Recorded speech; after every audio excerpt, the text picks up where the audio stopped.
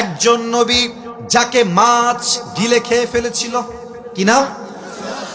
ইউনুস আলাইহিস সালাম। ইউনুস আলাইহিস সালাম মাছের পেটের ভেতরে ঢুকে আটকে গেছে। সমুদ্রের ভেতরে কেউ নাই, অথয় অথয় পানি চতুর্পাশে। মাছের পেটের ভেতরে ইউনুস আলাইহিস সালাম কি বলছে খেয়াল করেন, লা ইলাহা ইল্লা আনতা সুবহানাকা ইন্নী কুনতু মিনাজ জালিমিন। আল্লাহ, তুমি হলা মহাশ আমাদের সকলের রব, তুমি হলা পবিত্র।